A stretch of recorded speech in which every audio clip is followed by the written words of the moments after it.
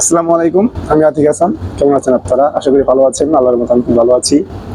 তো কালকে রাতের থেকে আজকে পর্যন্ত আমি ফেসবুক, টুইটার, টিকটক অ্যাকাউন্টে স্ক্রলিং করতে করতে একটা ইনফরমেশন পেয়েছি। সেটা হলো সাকিবুল হাসান নাকি শেখ হাসিনার সন্দেহভাজন নাশকতার অন্তর্ভুক্তি তালিকায় ছিলেন 6 নম্বরে। তো সেটাই একটু আপনাদের মাঝে শেয়ার করছি। তার হেডলাইনটা ছিল এমন যে এমপি হবার পরপরই আওয়ামী লীগের বিরুদ্ধে ষড়যন্ত্রের তালিকায় ছিলেন সাকিব আল হাসান। জুলাই বিপ্লবে সাকিবের নীরবতা উঠে গেল চাঞ্চল্যকর তথ্য। বাংলাদেশ ক্রিকেট ইতিহাসে সবচেয়ে বড় তারকাদের একজন সাকিব আল হাসান।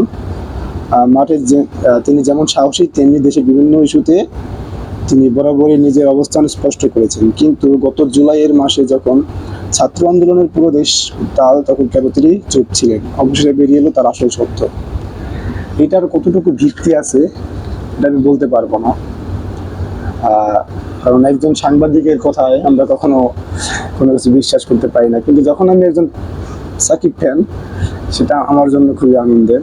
যদি এরা সত্য হয় তাহলে আশা করবো যে এই বিপ্লবী জনতা তাকে ক্ষমা করে দেবে।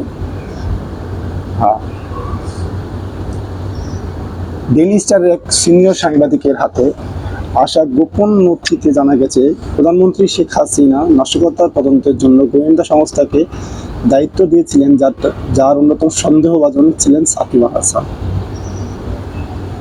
সাকিব কি এটা জানতেন?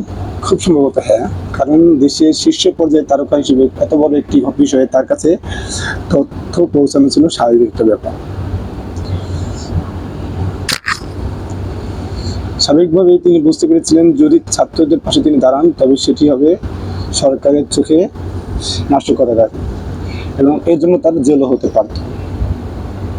বিনা অপরাধে তার ক্যারিয়ারে ধ্বংস হতে পারত, এমনকি তার কারাগারেও প্রেরণ করা হতো। এটা কি তাহলে সেই কারণ যার জন্য জুলাই আগস্টে এত বড় একটা হামলা, দেশের এত বড় একটা উত্তাল মুহূর্তে সাকিব আল হাসান চুপ ছিলেন? যদি এটা সত্যি হয় তাহলে আমি বলবো আমাদের এই বিপ্লবী জনতাকে আমার পক্ষ থেকে একটা অনুরোধ, যেন বাংলাদেশের পোস্টার বয় সাকিব আল হাসানকে ক্ষমা করে দিয়ে তাকে সসম্মানে বিদায়ের একটা মঞ্চ করে দেওয়ার জন্য। আসলে আমরা গুণের কদর করতে পারি না। সবাই ভালো থাকবেন। আসসালামু আলাইকুম।